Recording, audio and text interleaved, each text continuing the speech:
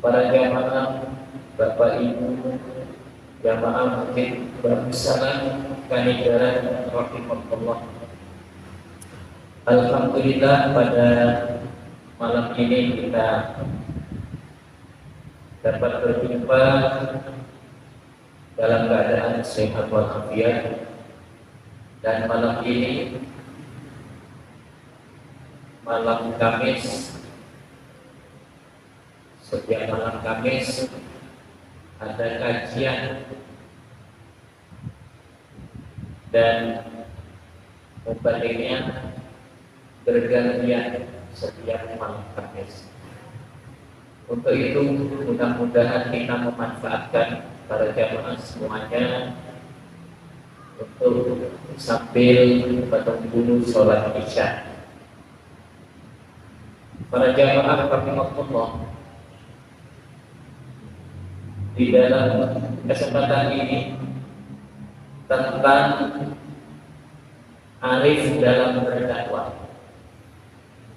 Artinya Allah Subhanahu wa Ta'ala memberikan beberapa pedoman di dalam berdakwah, mengajak orang lain agar selalu di jalan Allah. Oleh karena itu, ini karena ayat memang ditujukan kepada Nabi Muhammad, tapi dilanjutkan untuk kita sebagai umat Nabi Muhammad. Dan pada hakikatnya semua orang Islam adalah dai, orang yang mengajak kepada jalan Allah, kepada jalan Islam. Semua kita ini adalah mubaligh untuk menyampaikan kebenaran yang datangnya dari Allah. Sehingga kita di dalam berdakwah, di dalam mengajak, karena berdakwah itu mengajak kepada jalan Allah. Ini diberi pedoman bagaimana caranya mengajak kepada orang lain.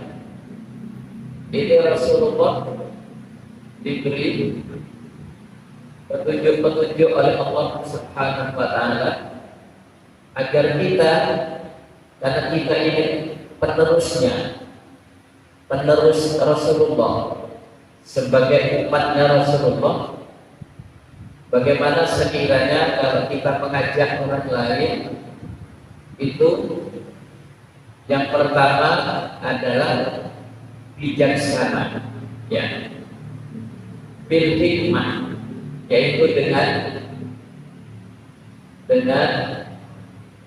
bijaksana.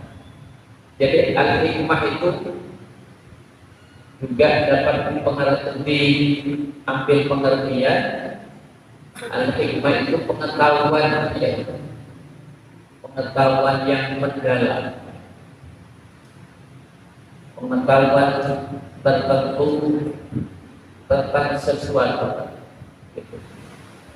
Saya bacakan dulu ayatnya, yaitu di dalam surat An-Nahl ayat 125.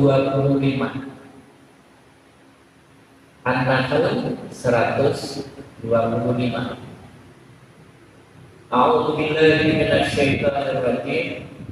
Ud'u ila sabili rabbika bil hikmati wal mau'izatil hasanah wajadilhum billati hiya ahsan.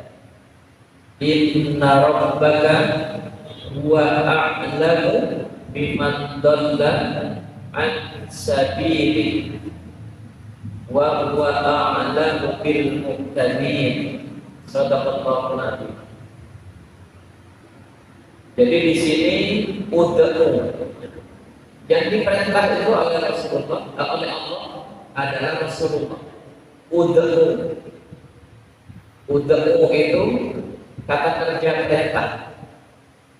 Ya, di dalam surat An-Nahl ayat 125 ini Allah berfirman itu memerintah kepada Nabi Muhammad, Ud'u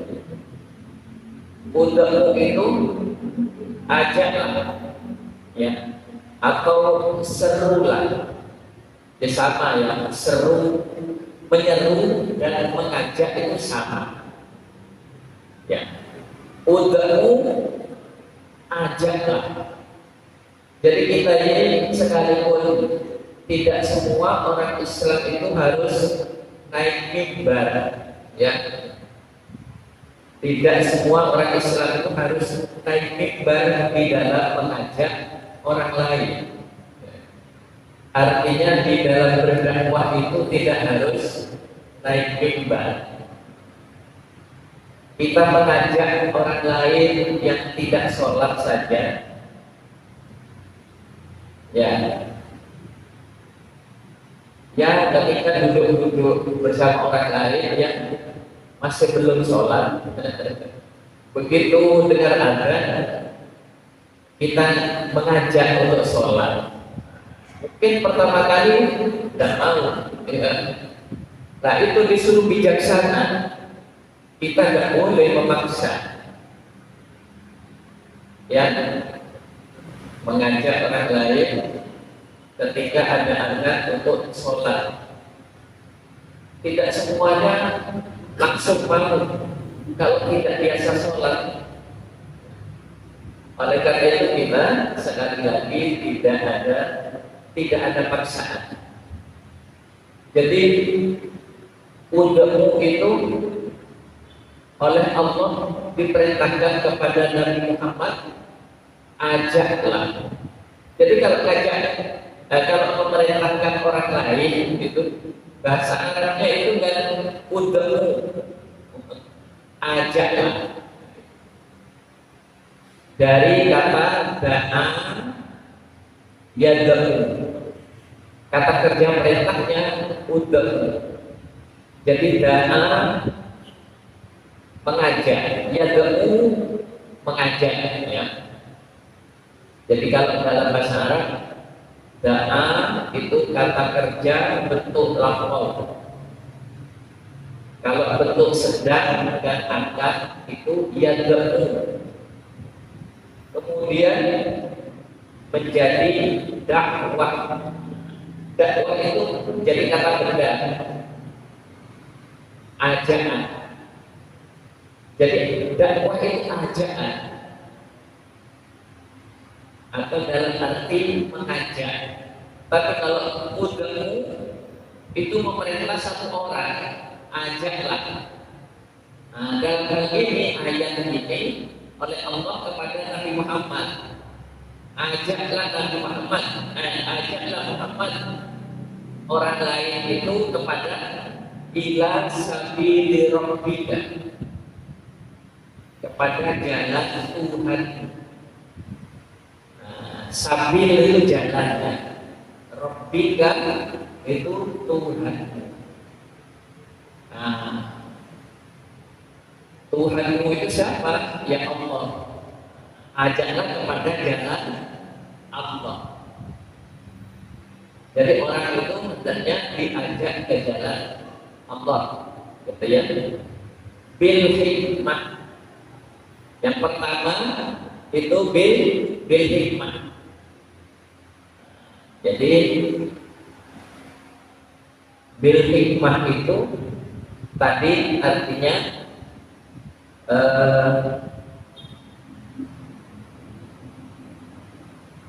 dengan bijaksana. Bisa diartikan ini ya, pengetahuan tentang rahasia sesuatu yang bermanfaat bagi orang lain. Bisa dalam arti begitu. Bil hikmah itu betul-betul ini pengetahuan rahasia sesuatu yang bermanfaat. Diartikan oleh orang juga di samping hikmah itu artinya pengetahuan, juga diartikan bijaksana. Ya. Jadi kalau kayak orang lain disuruh bijaksana, bil hikmah, ya. Kemudian yang kedua, wal mau'izatil hasanah, ya, wal mau'izatil hasanah, dengan apa? Mau'izah itu pengajaran yang baik, ya, dengan pengajaran yang baik. Dan bagaimana kalau dengan pengajaran yang baik, juga dengan kata-kata yang baik, dengan kata-kata yang halus, yang lembut, bukan dengan kata-kata yang kasar. Itu mengajak orang lain itu memberikan pengajaran kepada orang lain, pengajaran yang al-hasanah. Al-mau'izah itu pengajaran, al-hasanah itu yang baik. Jadi memberikan pengertian yang baik kepada orang. Mungkin orang itu tidak mau sholat karena tidak mengerti yang doanya sholat. Bacaan-bacaannya barangkali dia sejak anak-anak sampai tua tidak mau belajar bacaan-bacaan sholat, bacaan-bacaan dalam sholat. Nah, oleh karena itu perlu ada pengajaran, ya, ada pengajaran dari kita dengan pengajaran yang baik. Bagaimana agar dia bisa mau belajar, ya, sadar mau belajar doa-doa sholat, bacaan-bacaan dalam sholat.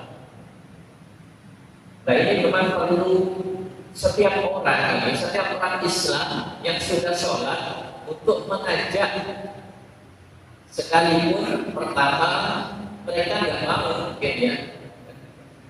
Makanya strateginya dengan memberi pengetahuan, dengan memberi pengajaran yang baik, supaya sadar untuk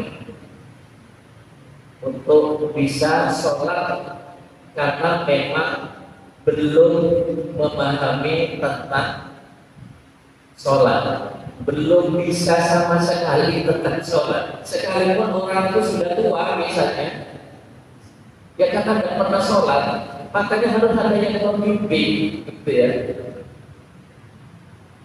Kalau sekedar mengajak mungkin mudah, tapi untuk mau dan sadar itu. Nah, ini tugas kita semua, orang Islam itu berperan sebagai dai, orang yang mengajak. Dan pernah naik ke masjid sama sekali, itu perlu pelan-pelan diajak untuk ke masjid, gitu ya. Nah, oleh karena itu mungkin solusinya juga bagaimana orang tua-tua yang tidak bisa sholat itu ada yang ngajari sholat, gitu. Jadi jangan dibiarkan, karena tugas kita orang Islam, setiap orang Islam itu berfungsi untuk mengajak, kemudian dengan bijaksana, dengan pengajaran yang baik. Nah, itu insya Allah mereka sadar nanti, ya. Kemudian yang ketiga, wajadilhum billati hiya ahsan. Jadi jadil, nah ini jadil itu juga kata kerja perintah, ya. Berdebatlah dengan mereka, dengan orang lain. Oleh Allah diperintah suruh berdebat, artinya menyampaikan pendapat kepada orang lain. Dan kalau berdebat, kata Allah, billati hiya ahsan. Ahsan itu bagaimana sekiranya kita menjelaskan dengan yang lebih baik, berpendapat yang lebih baik. Itu kata Allah. disuruh memberikan penjelasan yang terbaik. Nah, kata-kata ahsan itu memang yang paling baik artinya. Ahsan, ingat-ingat, ahsan itu yang terbaik. Jadi kalau kita memberikan pendapat, berupaya untuk yang lebih baik. Jadi bukan marah, ya, bukan kemudian apalagi botok-botokan gitu ya. Tapi oleh Allah disuruh berpendapat yang terbaik. Ini strategi yang ketiga. Tadi kan hikmah ya, memberikan pengetahuan dengan bijaksana, memberikan pengajaran. Kemudian yang ketiga, untuk berdebat, artinya memberikan pendapat allati ya billati ya ahsan, dengan yang lebih baik. Nah, ini penting untuk setiap kita itu mengajak orang lain supaya semuanya bisa beribadah. Karena tugas kita itu mengajak dengan baik, kemudian orang itu kemudian senang beribadah, ya, sadar. Nah, ini mungkin karena mereka yang tidak sholat itu tidak ada yang mengajak. Ya, perlu mengajak itu. Hanya kita kadang nggak berani mau ngajak orang. Sekalipun baik-baik itu mungkin kita nggak berani. Ketika ada ini ya, maaf saya sendiri aja waktu itu tidak berani. Ada tukang yang memperbaiki apa di rumah. Ada 2 orang atau 3 orang. Waktunya sholat mereka nggak sholat. Tapi kita mengapa kok tidak mengajak? Iya, ini sebenarnya mengajak. Mau mengajak itu gimana namanya? Khawatir perasaan, kan gitu ya. Perasaan Pak, dia biasa sholat, kemudian diajak sholat khawatir dia perasaan. Nah, itu sebenarnya tidak usah begitu. Nanti mungkin ditawarkan aja. Nah, kalau sudah duhur Pak, monggo ada tempat sholat. Setelah sholat makan siang, gitu ya. Nah, itu semestinya begitu. Masalahnya dia tidak mau sholat, sudah lain lagi. Besok kapan-kapan lagi ketemu, ajak lagi. Tidak boleh bosan-bosan. Ini Al-Quran loh Pak, ya. Firman Allah, ingat-ingat surat An-Nahl ayat 125. Surat An-Nahl ayat 125. Diingat-ingat terus, ini tugas semua orang Islam. Oleh Allah disuruh mengajak yang lain yang masih belum berada di jalan Allah. Gitu ya, agar sama-sama dengan kita ini menjadi calon ahli surga. Kita semua ini insya Allah menjadi orang yang calon penghuni surga, supaya sama-sama orang yang masih di luar jalan Allah itu disuruh ajak oleh Allah. Pertama kepada Nabi Muhammad. Nabi Muhammad sudah meninggal, sahabat-sahabat sudah meninggal, tabi'in sudah meninggal. Dilanjutkan seterusnya kepada umat Nabi Muhammad. Kita ini semua siapa saja, tapi oleh Allah di ayat yang lain disuruh jaga itu kita sendiri dulu, ya. Disuruh jaga jangan sampai ke neraka, kemudian menjaga keluarga kita. Nah, jadi kita berdakwah di keluarga itu tidak harus di mimbar, tapi di keluarga itu siapa yang belum sholat, agar sadar sholat. Itu ya. Nanti ditingkatkan setelah rajin sholat, rajin baca Al-Quran, gitu. Belum bisa diajari.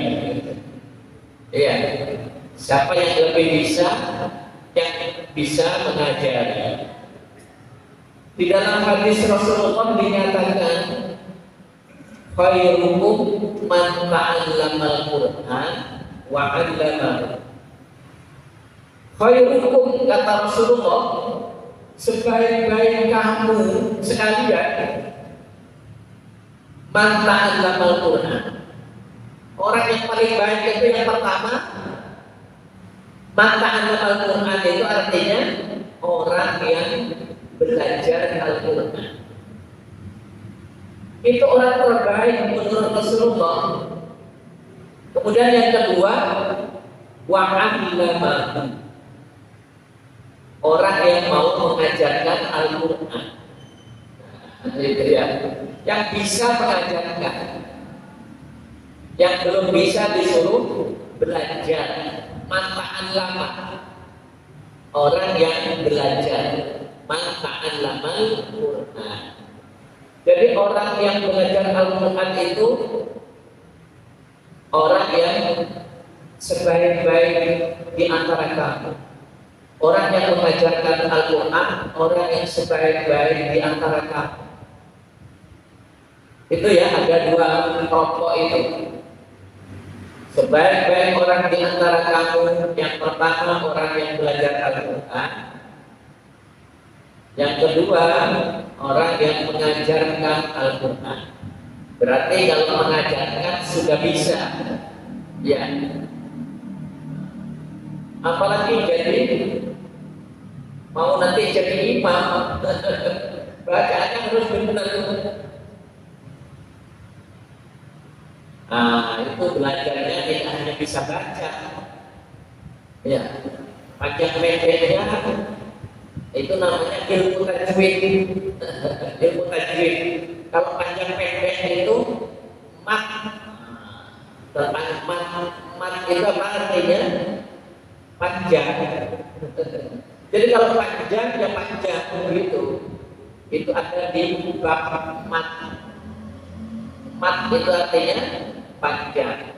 Jadi kalau pendek pendek. Kalau panjang. Itu saja baca Al-Quran itu. Jangan sampai yang pendek dipanjangkan, yang panjang dipendekkan. Nah ini kacau.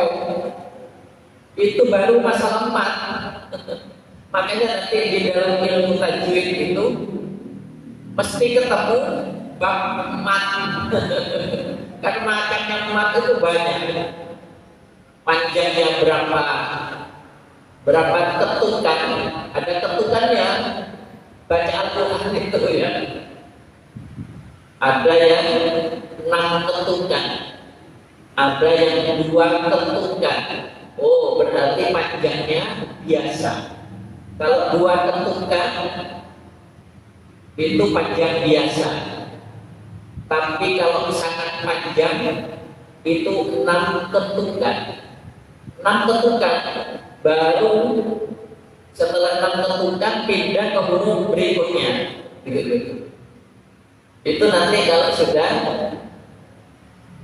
bisa baca Al-Quran tapi belum baca tajwid, belum belajar tajwid, belajarlah ilmu tajwid supaya bacaannya tepat, benar. Ini kan belum di masjid ini belum ada pengajaran begitu ya. Saya dulu hidup di Surabaya ketika saya masih mahasiswa tahun 82. Saya masuk Surabaya tahun 80. Tahun 82 saya sudah disuruh mengajar menjadi remaja masjid. Kalau saya karena sebagai mahasiswa IAIN Sunan Ampel, saya disuruh ngajar di Al-Fat Surabaya yang dekat kebun binatang itu Pak. Itu saya di sana 7 tahun. Ya. Mengajar ilmu tajwid. Orang Surabaya itu belajar, bapak-bapak, ibu-ibu itu belajar Al-Quran. Jadi ada kursus remaja Masjid Al-Falah di tingkat dasar yang belum bisa sama sekali, ya, di tingkat 1 istilahnya, ada tingkat 2 belajar tajwid. Setelah belajar tingkat 1 ini bisa baca, belajar tajwid, kemudian belajar memperlancar bacaan, kemudian belajar tafsir di tingkat 4. Ada begitu dulu di masjid itu. Nah, sekarang di masjid ini saya lihat sudah tidak ada remaja masjid. Ini kalau ada remaja masjid bagus. Jadi dulu di Surabaya itu semuanya remaja. Saya masih remaja ya. Jadi mengajar, kemudian apa? Selain sudah bisa, kemudian kalau belajar lagu, imam tetapnya itu Dewan Hakim Jawa Timur. Ustadz Rifani ini orang Kalimantan. Nah, itu yang imam tetap. Kalau di sana di Al-Falah itu Pak, tidak dijangkau banyak orang. Jadi cukup 1 imamnya, muadzinnya 1, tapi bagus Pak. Imamnya bagus banyaknya. Jadi saya sekalipun jadi makmum terus berapa tahun di sana, kecipratan. Mesti kecipratan. Bagusnya bacaan, bisa melakukan itu ya. Tajwidnya benar, bacanya.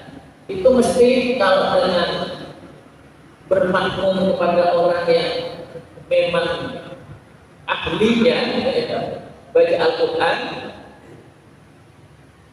karena juri NTI imamnya, makmum itu insya Allah kecipratan, bagusnya bacaan itu nanti.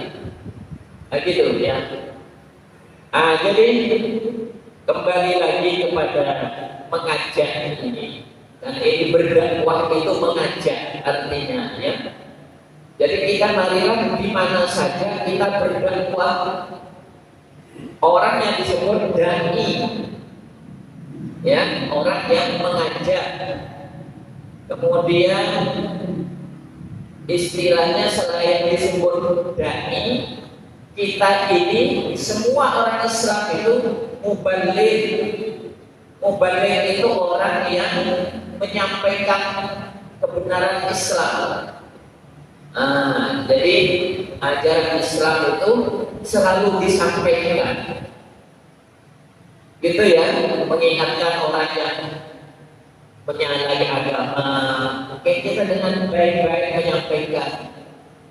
Nah, itu namanya mubaligh. Kita semua ini mubaligh, menyampaikan kebenaran agama Islam. Jadi kalau ada orang yang tidak benar, menyimpang, masalah kecil saja, teman kita setiap minum tangan kiri, ini menyalahi agama Islam, diingatkan jangan tangan kiri. Sampai nanti kalau minum ya, jangan dibiasakan tangan kiri, menyalahi agama Islam. Oh iya Pak, terima kasih, saya tidak mengerti ya. Kalau sadar begitu bagus, seperti Pak Ngosokan. Nah, orang ngosok itu. Nah, oleh karena itu disuruh yang baik-baik menyampaikan, sehingga diterima dengan baik. Gitu, ada pasti kesuat ya. Nah, khawatir begitu, karena orang kalau merasa tersinggung perasaannya, makanya menyampaikan itu tidak di depan umum, gitu ya. Nanti berdua diomongi, gitu. Ya masalah apa saja, masalah sholat, mungkin karena tidak paham. Sholat sunat apa Pak? Dan ngerti saya hanya menirukan teman-teman. Kalau sesudah kalau tidak tahu, jangan mengamalkan Pak, tanya-tanya dulu. Kalau masuk masjid kapan saja ya, sholat sunnah. Kapan saja setelah asar boleh sholat sunnah. Tapi kalau setelah sholat asar, sholat sunnah ba'diyah tidak ada. Nah, begitu itu ya. Jadi kalau tidak ada, menyalahi kalau sholat. Jadi yang boleh itu kalau orang belum masuk masjid. Oleh Rasulullah disuruh tahiyatul masjid. Sampai Rasulullah itu ketika khutbah, saking pentingnya tahiyatul masjid, oleh Rasulullah ada orang masuk mau mendengarkan khutbahnya Jumatan itu. Kemudian orang itu masuk masjid langsung duduk. Oleh Rasulullah diingatkan agar sholat dulu 2 rakaat tahiyatul masjid baru duduk. Ini begitu pentingnya sholat. Wah ternyata ini waktunya cepat sekali. Apa ini mau ada pertanyaan? Ini sudah diberi tanda saya, katanya sudah tinggal sedikit waktunya. Ada pertanyaan Pak?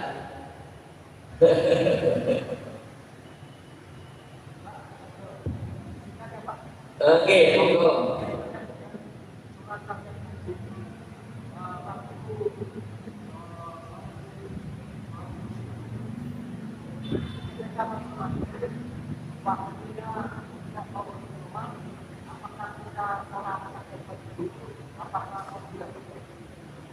Ketika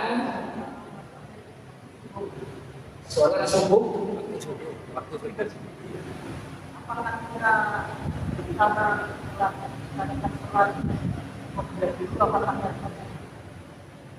begitu masuk masjid itu oleh Rasulullah suruh sholat tahiyatul masjid dulu.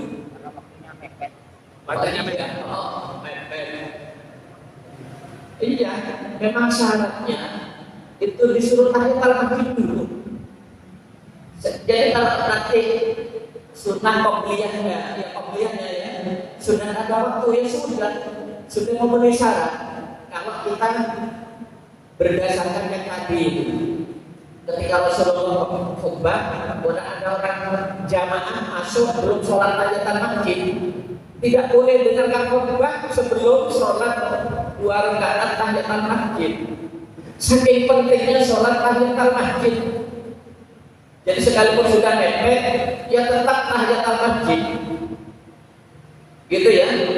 Nah, jadi kalau tidak penting, Rasulullah ketika khutbah tidak ada Pak khotib itu mengingatkan orang yang belum sholat tahiyatul masjid. Diingatkan, Bapak berdiri sholat tahiyatul masjid. Bapak belum sholat tahiyatul masjid. Tidak ada khotib berani ke jamaah begitu. Tapi kalau Rasulullah ketika itu, jadi boleh sebenarnya khotib mengingatkan begitu. Oleh Rasulullah begitu pentingnya tahiyatul masjid, jangan duduk dulu sebelum tahiyatul masjid untuk menghormat masjid. Begitu pentingnya sebelum sholat sunnah yang lain. Begitu Pak ya. Demikian karena ini oleh Bapak Takmir saya diingatkan waktunya.